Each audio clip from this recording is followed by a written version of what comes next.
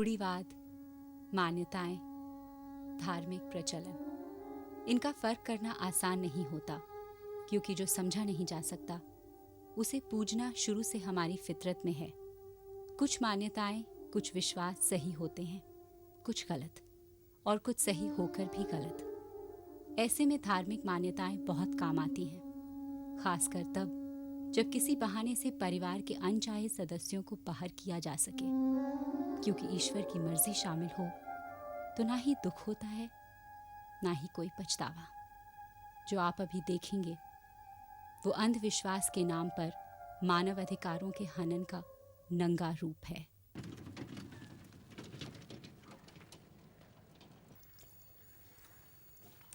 अरे खाया नहीं अभी तक आपने?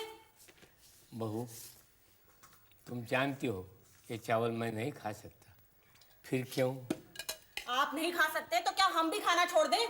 जो है वो चुपचाप खाइए, नहीं तो अंदर जाकर अपने महल में सो जाइए। अर्षद बेटा, आते समय वो बारीक चावल लाने वाले थे मेरे लिए, वो मिले नहीं क्या? 25 रुपए किलो हो गए हैं वो चावल आपके। पैसा टपक नहीं रहा हमारे घर में। अब्बा, अब जब तक कुछ नहीं होता तब तक इसी से काम। बस बेटा, यही तो है मेरा, और मेरी कोई जरूरतें नहीं, कोई फरमाइश भी नहीं है। मैं नहीं कहता, मगर इससे पेट में तकलीफ होती है। इस चावल खाने के बाद दर्द होता है, इतना कि सह नहीं जाता बेटा। अब्बा मैं जानता हूँ, पर हर 5-10 दिन बाद आप इस तरह कर। सीधी तरह क्यों नहीं कहते कि हमसे नहीं होता? खाने को मिल जाता है वही बहुत है, नहीं चाहिए तो भाड़ में जाए। ये रोज रोज की चिक चिक से तो मैं तंग आ गई हूँ। मदीना, कुछ बोलने से पहले सोचते क्यों नहीं? कब तक सोचती रहूं? उन्हें नहीं सोचना चाहिए? उठ के तो ऐसे चले गए जैसे बड़ी तौहीन कर दी गरीबों ने। कम से कम उनका सामने चुप रहो। ये मेरा घर भी है, मैं जो चाहे कहूंगी करूंगी। जाके अपने बाप से पूछो, वो इस घर को अपना समझते हैं क्या? खाने में ये भी चाहिए, वो भी चाहिए, जो भी हो कभी शुक्र नहीं होता, सिर्फ कमियां दिखती हैं। काम कह दो तो ठीक से करने में मौत आती है, और कुछ कह दो तो मैं कमीनी हो जाती हूँ।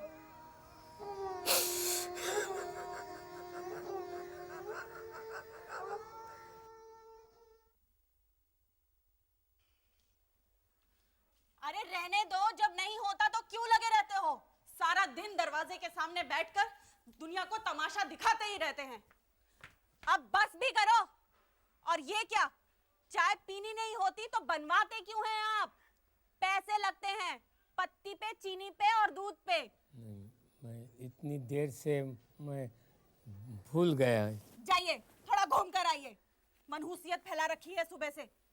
और ये लीजिए पैसे, 350 रुपए हैं, राशन वाले को देते आइएगा। आपके खाने पीने का उधार है ये, किसी तरह पिछले महीने का चुकाया था, एक और आ गया, वो कुछ पैसे वापस देगा, उससे अपने लिए हरी सब्जियां खरीद लाइएगा। हुसैन अहमद उम्र 80 के आसपास उन तमाम लोगों की तरह उम्र से जूझते, खुद को धीरे धीरे लाचार होते देख रहे थे, जिसमें यादाश्त के साथ साथ हाथ पैर, नजरें और जीने की उम्मीद भी कम होती जाती है। बेटा अरशद और बहू मदीना के अलावा दुनिया में कोई नहीं था। शायद यही उनकी बदकिस्मती थी। मुझसे दोबारा कुछ खाने के लिए मांगा तो देखना। मैं काफी दफा गया वहां से, इधर उधर बहुत ढूंढा, लेकिन किधर भी नहीं मिला। शायद न सड़क पर चलने वाले ने किसने लिया होगा, मालूम नहीं। इंतजार करता आपके लौटने का, वो महीने भर का राशन जो था आपका, आपको तो कोई परवाह ही नहीं, फेंकते हुए चले जा रहे थे। मदीना, इस घर में शांति भी रहने दोगी? तुम तो बस इस घर में शांति ढूंढते रहो।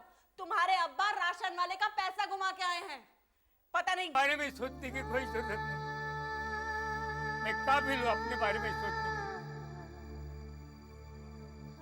ठीक है बेटा, ठीक है, मैं अपने बारे में ही सोचता हूँ, मैं अपने बारे में ही सोचता हूँ।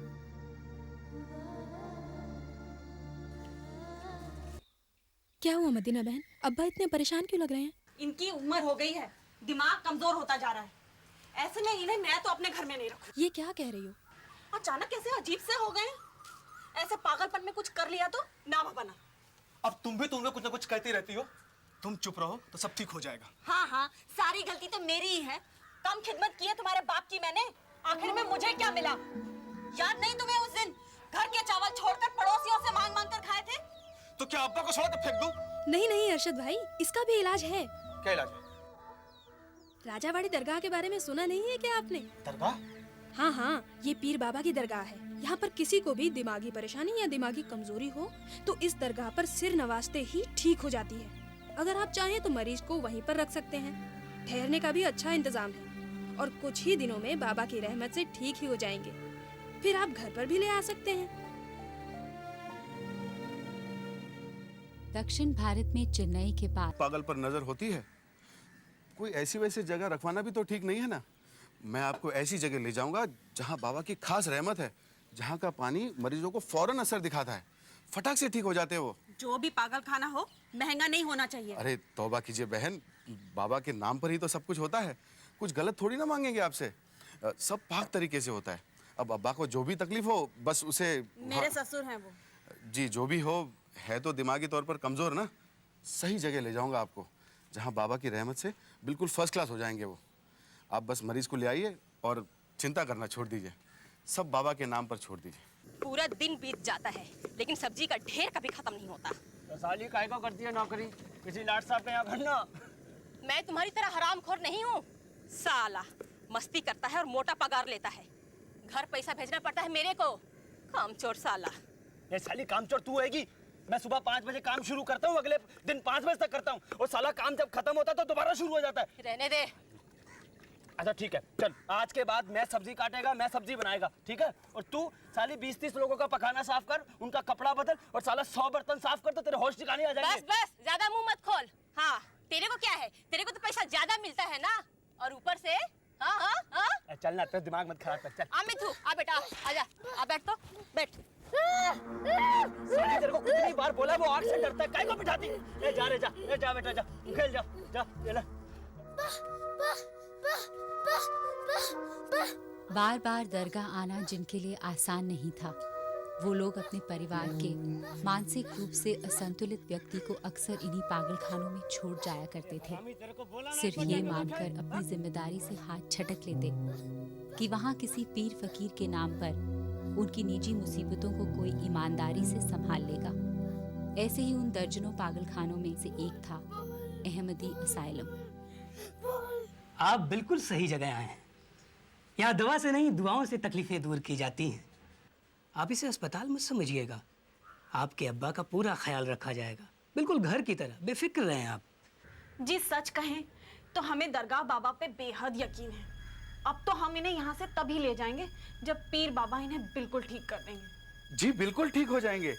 दरगाह की यही खास बात है कि यहाँ के बाबा को अगर किसी मरीज का चेहरा सपने में दिखाई दे तो इस कदर ठीक हो जाता है कि कोई बोल ही नहीं सकता कि वो कभी पागल था। बस मन में आप भरोसा रखिए। हमने बहुत सुना यहाँ की दरगाह के बारे में।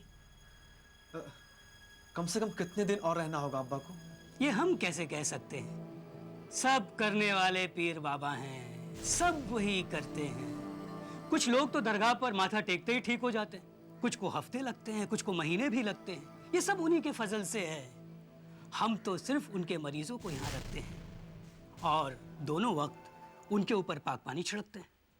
ये खर्चा कितना होगा? जी मैंने बताया तो आपको, उतना ही जितना एक आदमी के रख रखाव के लिए लगता है, बस। आप जो चाहें दे दीजिए, लेकिन दरगाह की कमेटी ने जो हिदायत दी है उसके मुताबिक आपको 1200 रुपया महीना और 2 महीने की पेशगी। अब मरीज बीच में ठीक हो जाता है तो हम बाकी रकम वापस कर देंगे। हाँ हाँ ठीक है, ये लीजिए। नाम क्या लिखूं? हुसैन अली? हुसैन अहमद। हुसैन अहमद। काम क्या करते हैं? मेरा मतलब है ये तकलीफ होने से पहले क्या करते थे? जी कुछ नहीं, 10 महीने से खाली ही बैठे हैं। वैसे पहले जरी का काम करते थे, धंधा बैठ गया तभी से ये पागलपन शुरू हो गया। अब तो सब ठीक हो जाएगा ना? विश्वास कीजिए, उन पर भरोसा रखिए। दरगाह बाबा पे भरोसा रखेंगे, सारे दुख फौरन दूर हो जाएंगे।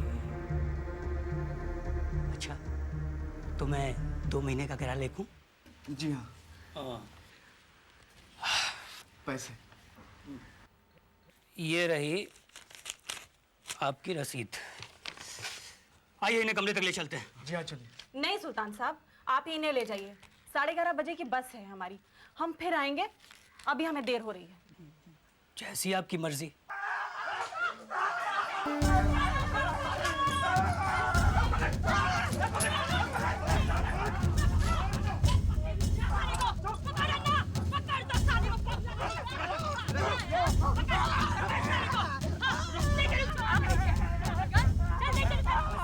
बार कहा है कि इसका ताला बदल दो। समझते क्या है मैं आपको ले जाऊं? ले जाओ, 716 के साथ बांध दे इसको।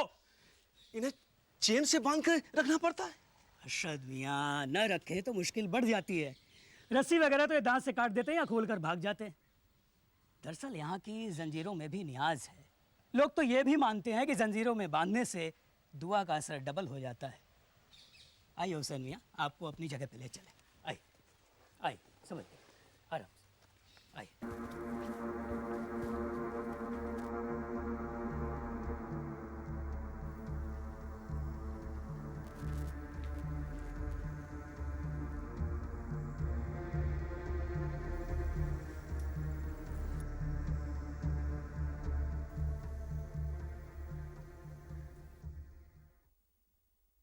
यही तुम्हारा बिस्तर है। खाने की थाली और गिलास बाद में देंगे। दूसरे मरीजों के पास जाना नहीं और उनकी तरफ देखना भी नहीं। शोर नहीं करना, और अगर भागने की कोशिश की ना तो तुम्हें भी इनकी तरह चेन से बांध देंगे। नहीं साहब, मुझे इनके साथ मत रखिए साहब। मैं बूढ़ा हूँ लेकिन पागल नहीं हूँ साहब। ठीक है, बैठ। कोई भी एक कोना दीजिए, मैं सो जाऊंगा साहब। साहब मुझे यहाँ क्यों लाए हो साहब? मुझे यहाँ क्यों लाए? दिमाग खराब हो गया, बहुत बोलता है बुढ़ा। आदत ठीक करनी पड़ेगी इसकी। अरे सुल्तान भाई, लाके तो दिया ना, लेकिन क्या लाके दिया? 10 दिन में एक हैं? ठंडा पड़ गया है तू। सुल्तान भाई, आपका 3-4 आदमी लोग का जगह खाली है ना। अरे 2-3 दिन में भर दूंगा वो भी, लेकिन वो लेकिन तेरा लेकिन तो कभी खत्म नहीं होगा। ले ये ले 3, 4, 5। खुदा हाफिज सुल्तान भाई। 2 दिन में।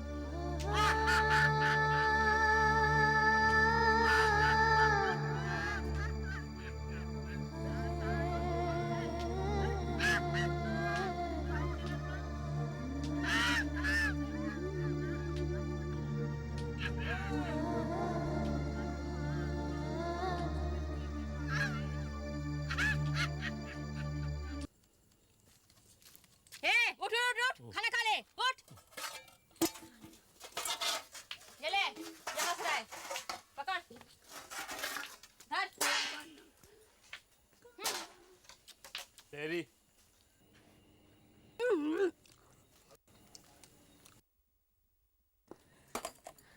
ले बे।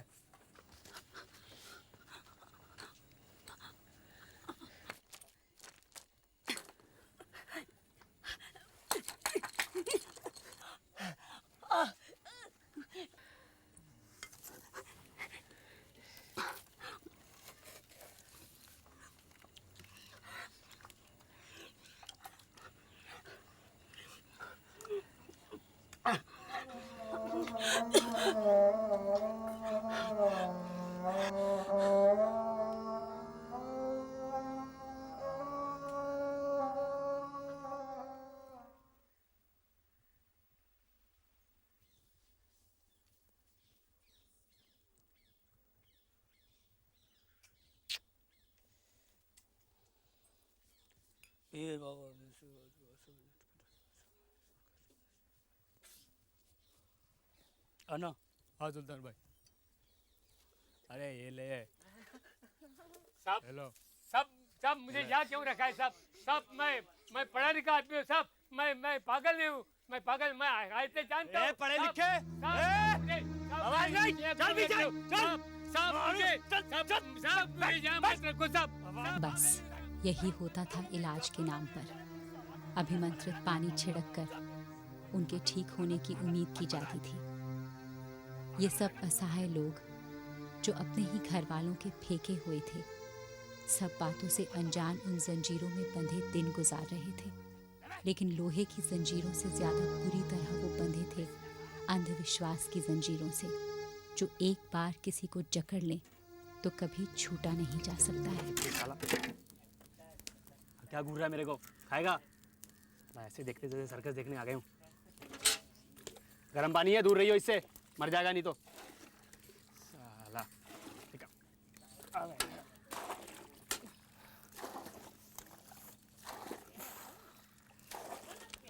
सीधा खड़ा बे। अरे पानी कितना करेगा मैं देख। चल सीधा खड़ा बे। पानी कितना करे मैं देख।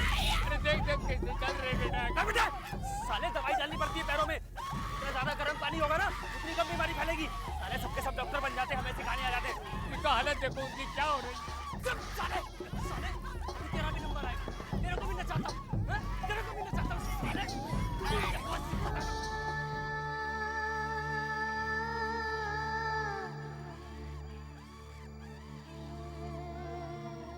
याद कर जरा, याद कर। मुझे सिखाने आ जाते हैं हरामी। क्या किया तू? क्या किया तू? क्या किया ये? तेरे को अन्ना से डर नहीं लगता?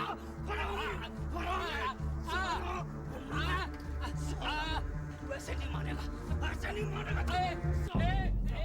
कल सुबह अच्छी तरह से पीर बाबा का पानी छिड़कना इस पे।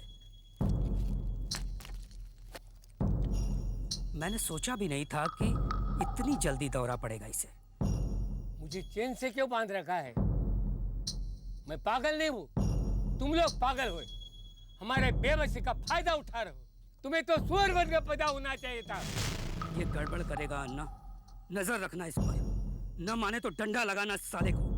इसे हर वक्त चेन से बांध कर रखना। इस चेन से कहीं भाग कर नहीं जा सकता, ये समझा?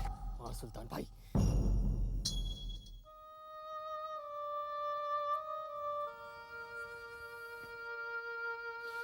अरशद बेटा मुझे ले चल, यहाँ से ले चल, नहीं तो मैं मर जाऊंगा बेटा, मैं मर जाऊंगा। मदद के लिए चीखते लोगों को बहुत कम लोग सुनते हैं। अक्सर जब बहुत देर हो जाती है तब शायद किसी की आंखें खुलती हैं, किसी की अंतरात्मा जागती है। इसी तरह चेन्नई के इस गैर सरकारी पागलखाने में लोग चीखते रहे, कुछ मदद के लिए, कुछ सिर्फ इसलिए क्योंकि आदत हो चुकी थी, और कुछ इसलिए क्योंकि सिर्फ चीख कर ही वो अपनी बात कह सकते थे। वो जंजीरें जो उन्हें अपनी जगह बांधे रखती थी, उनसे छूटना बहुत मुश्किल था। वो जंजीरें हम जैसे लोगों की बेपरवाही और अंधेपन का नतीजा थी, पर इन लोगों को मुक्ति मिली। 6 अगस्त सन 1। मौत हर रोज़ की तरह नहीं आई। इस बार खुद तरस खाकर उन्हें हमेशा के लिए रिहा करने के लिए आई थी।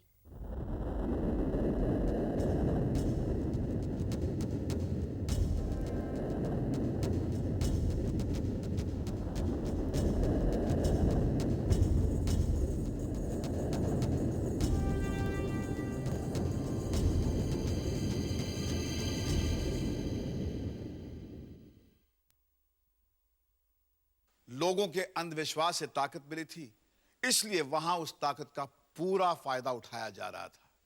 इससे ज्यादा बदतर क्या हो सकता था कि बेबस लोगों को आसरा देने के बजाय उन्हें जंजीरों से बांधकर छोड़ दिया जाता था। लेकिन बदकिस्मती से इन लोगों के साथ इससे ज्यादा बुरा हुआ, और जो हुआ उसे हकीकत के अगले एपिसोड में देखने के बाद आपको इंसान कहलाने पर शर्म आने लगेगी।